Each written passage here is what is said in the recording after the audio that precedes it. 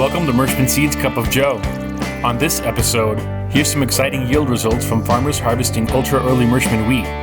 It's time to start thinking about fungicides on soybeans. The Crop Protection Network has an efficacy chart for you to take a look at when deciding on what to spray.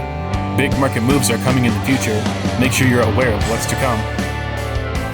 Hi, this is Joe Merschman. Welcome to Merschman Seeds Cup of Joe. Today we have Turk and Ben. Let's talk about what happened this past week. Yeah, so one of the exciting things this week that I'd like to talk about just a little bit is our testimonials from wheat. So I'm going to go down through and list a couple of the exciting things that we're getting off of our wheat harvest. So let's start in Carbondale, Illinois. So where guys have typically thrown wheat out there in the past, and they don't do a lot of high management, high pushing things. They've applied some fungicides, put on a little extra nitrogen, made sure their fertilizer was correct.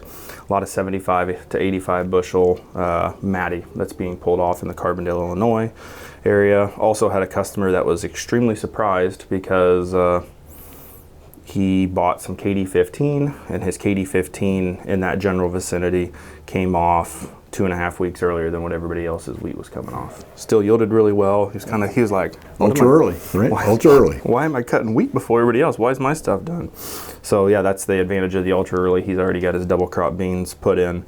So there was a nice little testimonial from there. We have from Virgins, Illinois. We had a customer that had 107 bushel average on his Matty 3.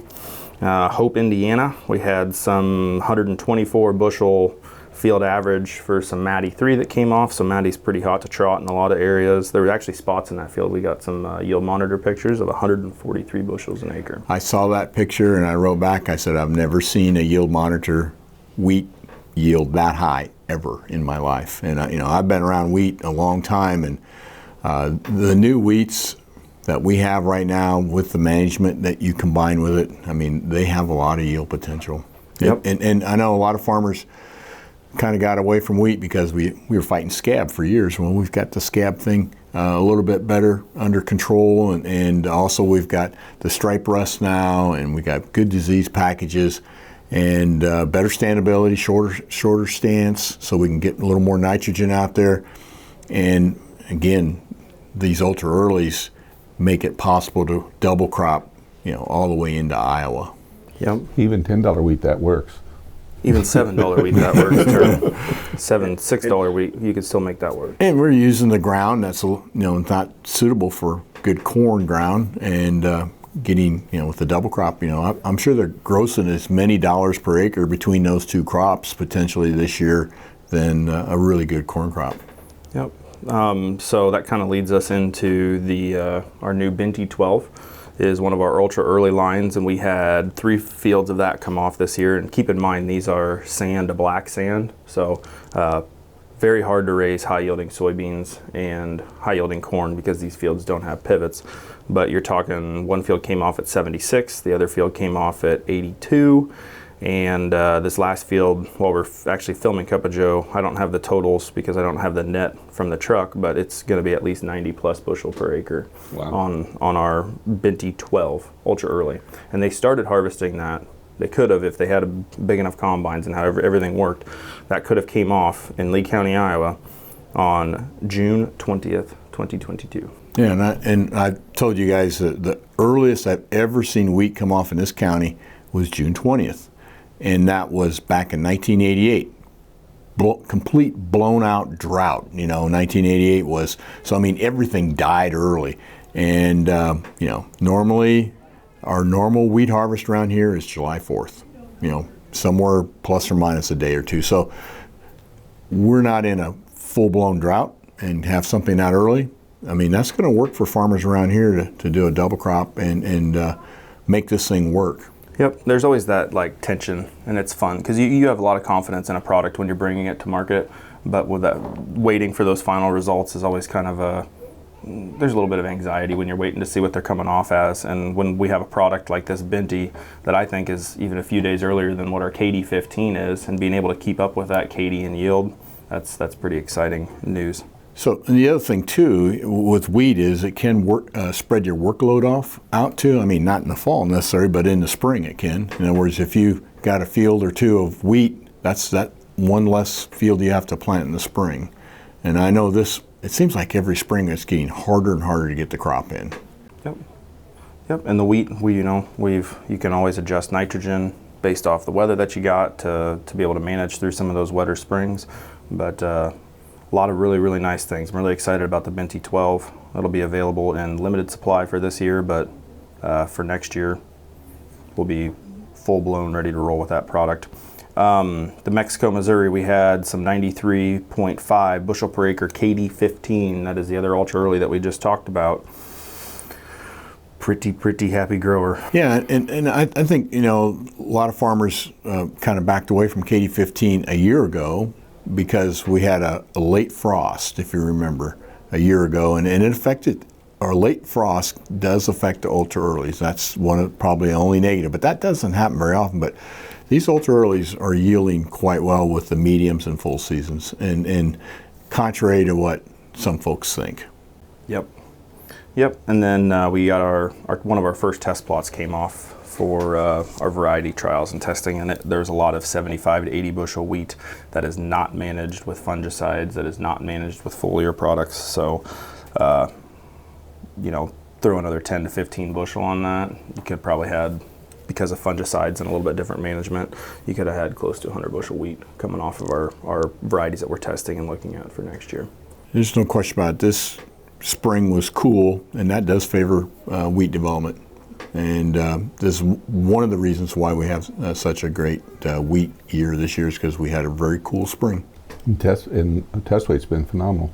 Yes, all of the Binti product that has been coming in is averaging in that 62 and a half test weight. So a lot higher than that from some of the testimonials that we had last week. But yeah, we're very, very happy with it. Well, it's good to have a bright spot in agriculture. You can't always have dark spots, so I'm real happy for the wheat farmers and the ones that invested, and I'm getting their return now. Yep. So one of the other things that I'm not going to spend a lot of time talking about, but I thought it was a really good article that we're going to link to here, but it talks about heat stress and drought considerations for corn. And we talk about the percent yield loss when corn is under exceptional drought, when it's curled really, really tight, not just rolling a little bit, when it's curled really, really tight. At each one of the vegetative stages, it gives a percent loss. So we have a lot of corn right now in the VE to V12. When you're in that, what I call onion, you're beyond the pineapple stage.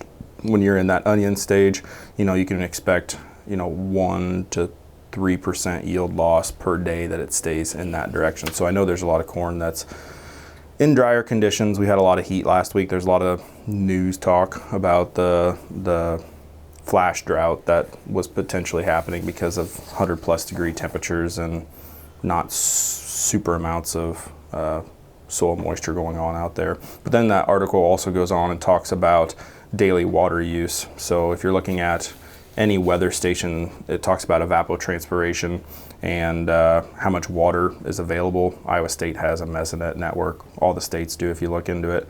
But it talks about daily water use in each stage, and you can kind of look and see how much water that crop is using to see what you got left in the tank and how hopeful to be for what rains are coming down the line.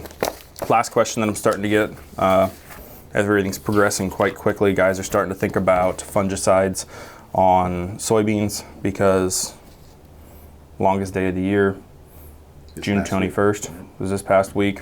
So we should start seeing flowers. I haven't personally been out in soybean fields this week, been out in a lot of wheat fields. But flowers should start to happen. So we're probably 2 weeks away from that fungicide application timing, and we'll talk a little bit more with some really good pictures of what R3 actually looks like. I think a lot of guys misdiagnose what R3 looks like. I think they get on it too late. Most of the time they're closer to an R4 application.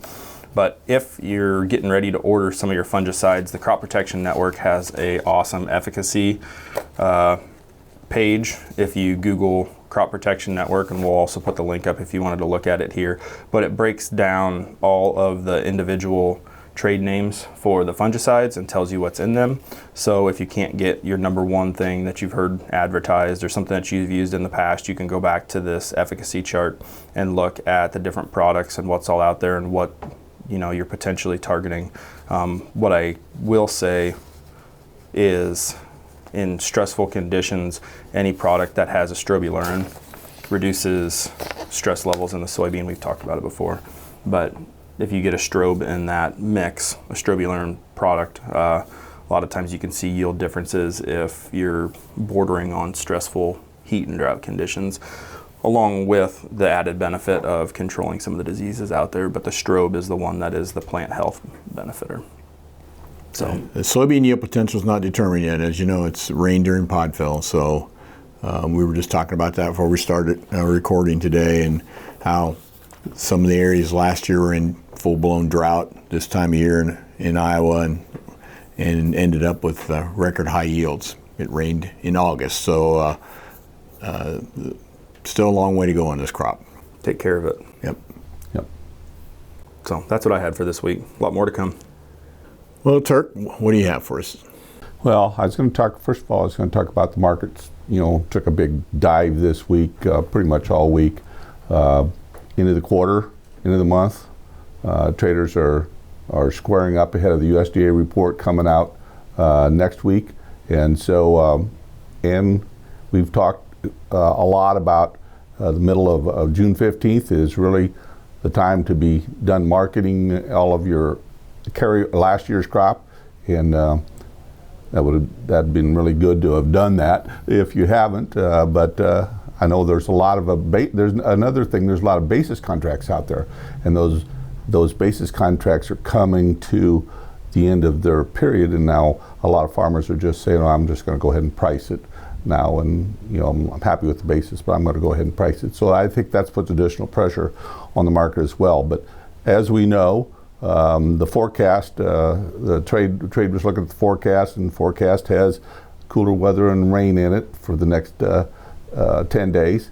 And as we all know, forecasters are only right about 50 to 55% of the time.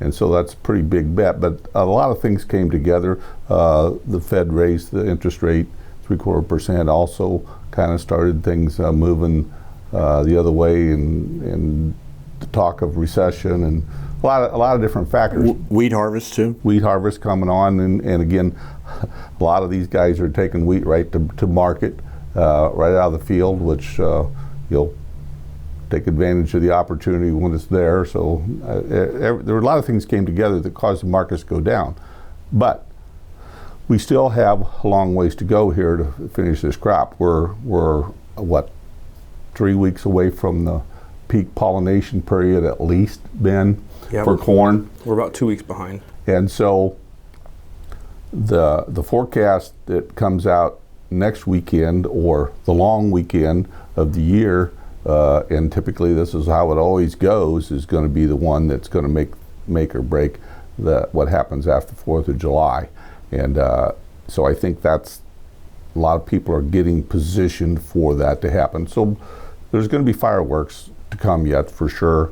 It could go up the limit for 2 or 3 days in a row, or it could go down even more for another 2 or 3 days, depending on what that forecast is at that time. So big market moves coming in our future, for sure.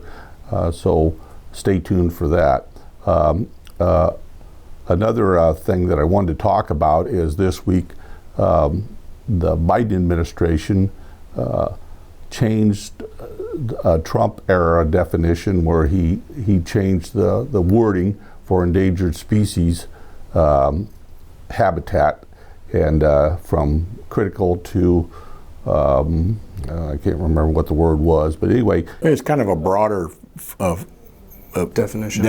Yeah, in other words, if that habitat doesn't exist in this area but used to, that could come into play. Is that right, Turk? So Biden throwing out the definition of habitat for endangered species and returning to the before Trump changed it, which basically makes it so that if there was ever endangered species in any area, then this ruling would allow them to reintroduce that or if they're gone, they could reintroduce that species and make it so that it's much more difficult to spray herbicides, insecticides, or anything else.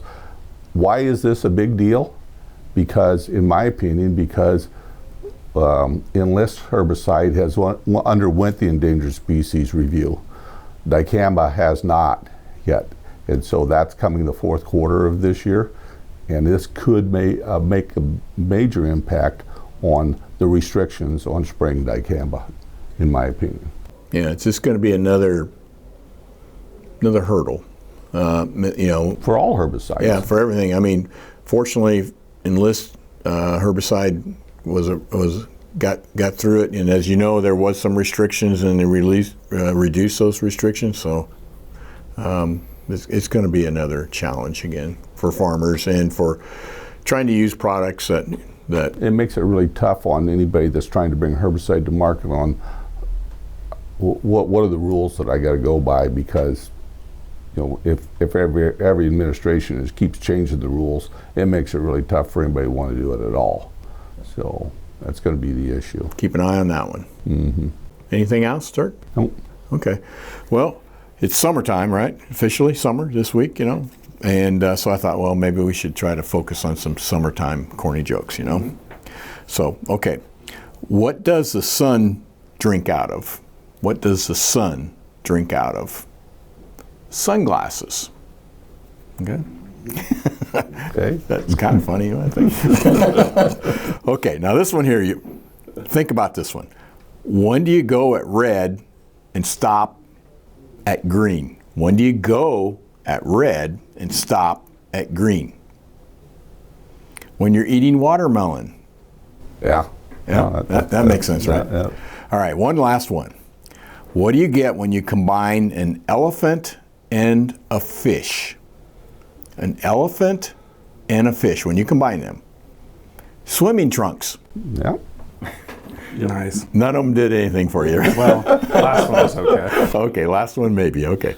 Well, anyhow, thank you for watching today, and thank you for supporting Merschman Seeds. We appreciate your business. We hope that you and your family are safe and healthy, and we'll see you next week.